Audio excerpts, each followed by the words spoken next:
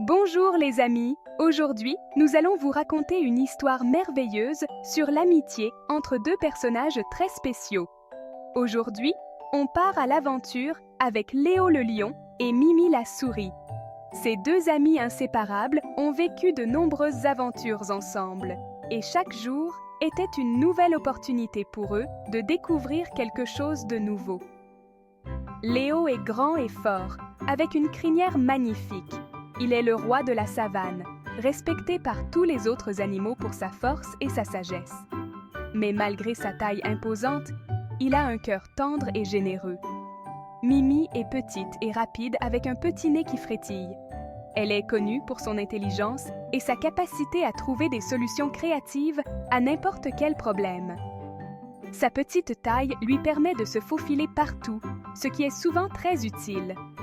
Même s'ils étaient différents, Léo et Mimi étaient les meilleurs amis du monde. Leur amitié était basée sur le respect et l'entraide, et ils savaient qu'ils pouvaient toujours compter l'un sur l'autre. Ils vivaient dans une prairie ensoleillée, remplie de fleurs colorées. Cette prairie était leur terrain de jeu, un endroit où ils pouvaient être eux-mêmes et profiter de la beauté de la nature. Ils adoraient jouer ensemble et faire des pique-niques. Chaque pique-nique était une fête, avec des fruits juteux, des noix croquantes et des rires à profusion. Léo et Mimi s'aidaient toujours l'un l'autre. Leur amitié était un exemple parfait de coopération et de soutien mutuel. Si Léo n'arrivait pas à atteindre une pomme juteuse, Mimi grimpait pour la lui décrocher. Mimi était agile et rapide, et elle aimait aider son grand ami à obtenir ce qu'il ne pouvait pas atteindre seul. Si les moustaches de Mimi la chatouillaient, Léo soufflait doucement dessus. C'était leur petit rituel, et cela faisait toujours rire Mimi. Ils étaient le lion et la souris les plus heureux de toute la prairie. Leur bonheur était contagieux, et tous les animaux de la prairie les admiraient pour leur amitié sincère et leur joie de vivre. Chaque jour était une nouvelle aventure, et ils savaient que tant qu'ils étaient ensemble, ils pouvaient surmonter n'importe quel obstacle. Par un matin ensoleillé, Léo et Mimi ont décidé de faire un pique-nique.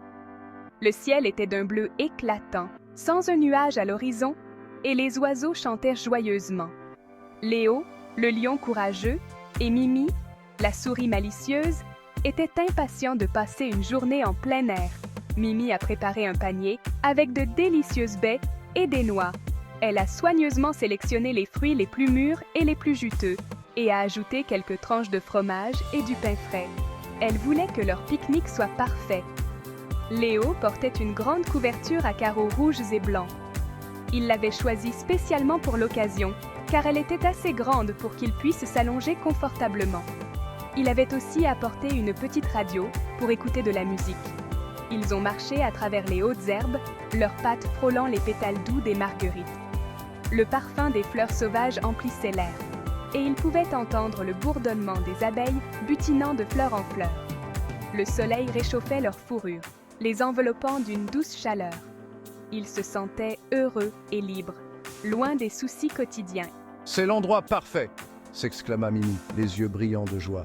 Rugit Léo, en trouvant un coin ensoleillé sous un grand chêne.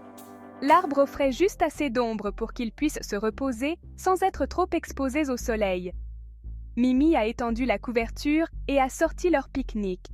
Elle a disposé les baies, les noix, le fromage et le pain avec soin, créant un véritable festin. Ils étaient ravis de manger et de profiter de cette belle journée. Entre deux bouchées, ils riaient et partageaient des histoires, savourant chaque instant de cette journée parfaite. Le temps semblait s'arrêter, et ils étaient simplement heureux d'être ensemble. Soudain, une rafale de vent espiègle a traversé la prairie. Elle a sifflé devant Léo et Mimi, faisant tourbillonner les feuilles dans l'air. Avant même qu'ils ne puissent réagir, le vent s'est emparé de leur couverture de pique-nique. La couverture s'est envolée dans les airs, emportant leurs délicieuses friandises avec elle. Oh non! Mais Ils ont regardé le vent emporter la couverture, de plus en plus haut dans le ciel.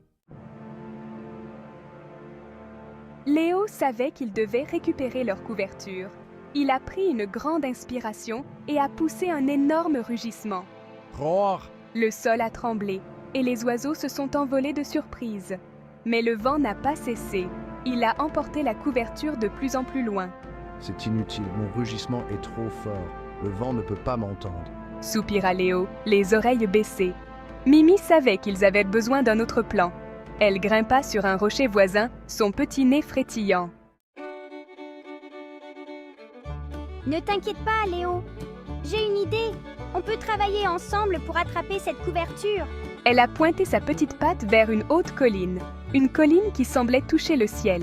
Si on grimpe au sommet de cette colline, on pourra attraper la couverture quand elle passera. L'union fait la force. Léo a trouvé l'idée de Mimi très intelligente. Il savait que Mimi était petite mais pleine de ressources. Il a délicatement pris Mimi dans sa grande patte et a commencé à gravir la colline. Chaque pas était un effort, mais Léo était déterminé. Tiens-toi bien, Mimi, on y est presque.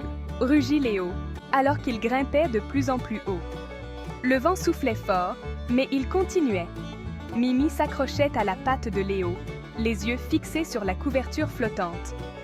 Elle savait que leur travail d'équipe porterait ses fruits. Enfin, ils atteignirent le sommet de la colline. La couverture flottait juste au-dessus d'eux, à portée de main. Avec un bond courageux, Mimi sauta de la patte de Léo et attrapa la couverture. Ils avaient réussi. Léo et Mimi se regardèrent avec fierté. Ils avaient travaillé ensemble et avaient réussi à attraper la couverture. En redescendant la colline, ils savaient que leur amitié et leur collaboration les aideraient à surmonter n'importe quel défi. Léo, j'ai une autre idée. Queena Mimi. Le vent tourbillonne ici. Si tu restes immobile et que tu tiens ta queue bien haute, je parie que la couverture atterrira dessus. Léo faisait confiance aux idées brillantes de Mimi. Il se rendit prudemment au sommet de la colline et se tint immobile. Il leva la queue bien haut, la rendant aussi droite qu'un mât de drapeau. Le vent tourbillonnait autour d'eux, fouettant la crinière de Léo et chatouillant les moustaches de Mimi. La couverture se rapprochait de plus en plus, dansant et virevoltant dans la brise. Léo retint son souffle, ses yeux suivant chaque mouvement de la couverture. Mimi s'accrochait à sa tête, son cœur battant d'excitation. Partager, c'est aimer. Et là, c'est arrivé! Le vent a doucement poussé la couverture vers la queue de Léo. Elle atterrit doucement avec un léger bruit sourd, se drapant parfaitement sur sa queue comme un ruban de récompense. On a réussi? Rugit Léo, le visage rayonnant de fierté. Hourra! Queena Mimi en tapant dans ses petites pattes.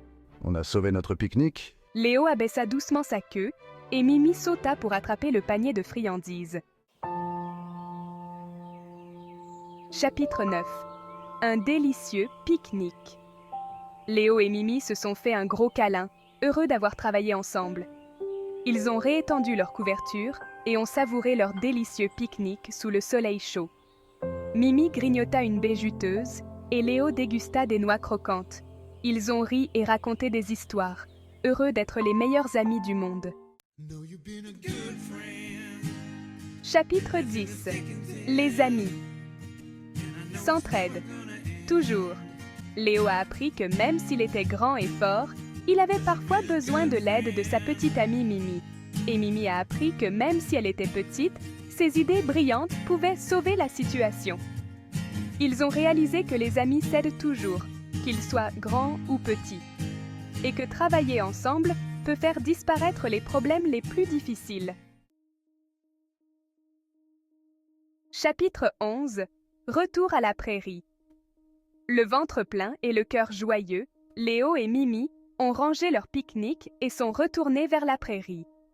Le soleil commençait à se coucher, peignant le ciel de magnifiques couleurs orange et rose. C'était le meilleur pique-nique de tous les temps. C'est sûr! Chapitre 12. La fin. Et ainsi, Léo le lion et Mimi la souris sont rentrés chez eux, fatigués de leur aventure, mais remplis de joie. Ils savaient que leur amitié pouvait surmonter tous les obstacles et qu'ils seraient toujours là l'un pour l'autre, quoi qu'il arrive. Fin.